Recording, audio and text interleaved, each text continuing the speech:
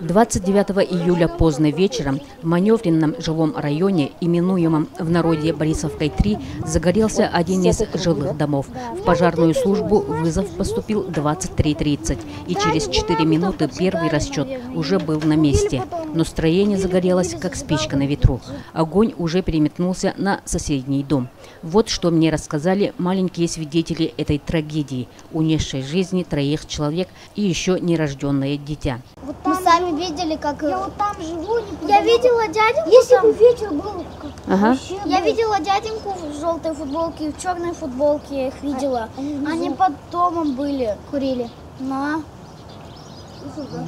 Похоже на что-то. Ну, говорят, что-то сварка была какая-то. Ну, сварка здесь причем мы днем делали, а вечером там мужики были какие-то. И через 5 минут вот загорелось потом, когда Там приделывали качелю. Припаивали. Кто-то сказал. Днем, да? Да. А вечером там какие-то парни были, не знаю.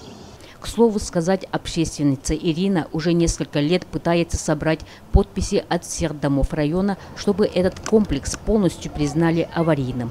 Так оно и есть. Дома построены из ОСП. Стены легко проломить, даже упершись на них.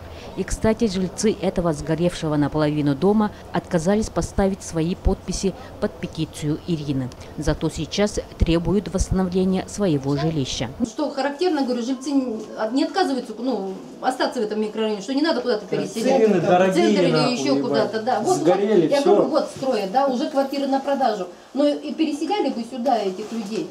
Я, например, я журналист, да, я в прошлом году под каждым вашим домом облазила, Да ездила, я писала. Да я знаю, никто нас переселять никуда и не будет. Ну, да ты знаешь, например, мы провели Да не журналистское снимайте меня, расследование. Я 5-й год занимаюсь этими Мы домами. будем что-то Я делать. столько Да вы типа хуй будете, что нас тут делать? Люди некоторые думают, что вот из-за этих И строек... к Кире я сколько раз обращалась. Здесь нету поджога. Действительно можно понять, у людей беда. Слов не осталось, одни эмоции и маты. Досталось и мне. Вдоволь наматерившись на меня, молодой человек получил от меня отпор в его же жаргоне. Ответная реакция была бурной. Я уже ухожу с места трагедии, тут прямо перед лицом что-то пролетает и разбивается вдребезги обрядом стоящее строение. Я-то что?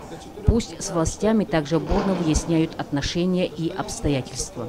Спасибо, что цела и, самое главное, оборудование уберегла. А вот на мужчин, фотографа и на съемочную группу «Вестей» он не нападал. Вы смотрели репортаж Ларисы Бай.